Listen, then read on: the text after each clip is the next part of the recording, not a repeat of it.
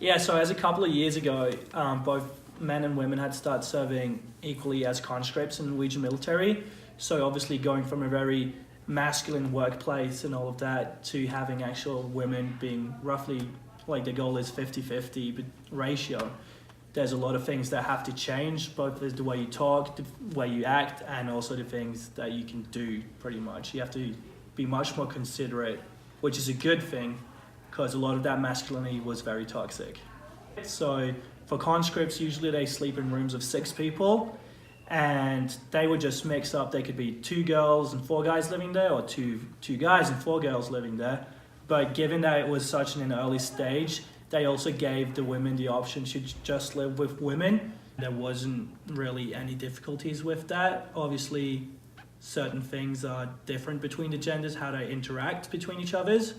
On my floor, within my platoon, there were multiple rooms where guys and girls live together. There are going to be some challenges with that, but after a while, as people get used to it, they learn where the boundaries are, how to treat people equally with respect. There weren't any big issues with it, but the small issues that were there got fixed fairly quickly. Because I do believe that they take the time to like prepare the women once they get in and have talks with them, women to women, just so they can know how to deal with certain situations that they might be uncomfortable with, and how to tell people like this is not okay. You might think that this is okay, but it's actually not. So I think they were taught how to demand the respect that they deserve if they felt that they weren't treated that way. Pretty much did everything together. That's when you live with someone so close for so long, it becomes like a brother relationship. You become like family. So we did everything together, and we would always invite everyone to do everything we did because we got so close. There were all through the spectrum also professional soldiers that were women in equal positions as men. So more difficult position. Some of the guys maybe would think that I not be really sure about how qualified she was. They had like they had like a trial session. They tried to get in more and more girls as conscripts as a trial to see how they actually functioned as soldiers. Okay. And then I saw like, okay, they actually function on the same level. So why should there be any difference between guys and girls serving that mandatory year?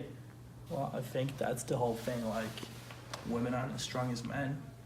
They have one special forces group that is only for women, serving as a mandatory year.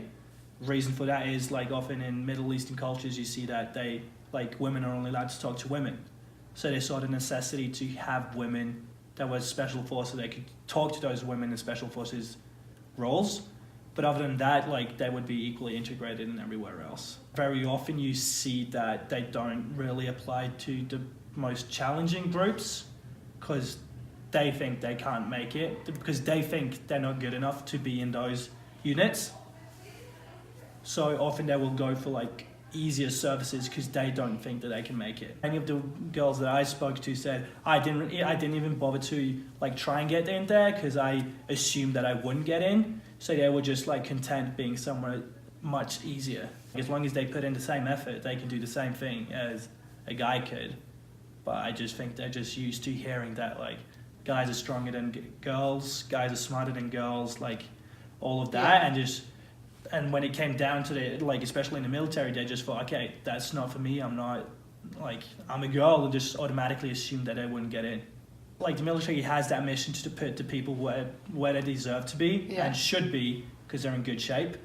But also some girls just show up to the test and feel like there's no point in me doing my best because like given what society's always told them, and they just are content with going for something easier because that's what they think is their limit. We have conscripts which would be equal to the draft system in the US, and we have that it's equal for both guys and girls.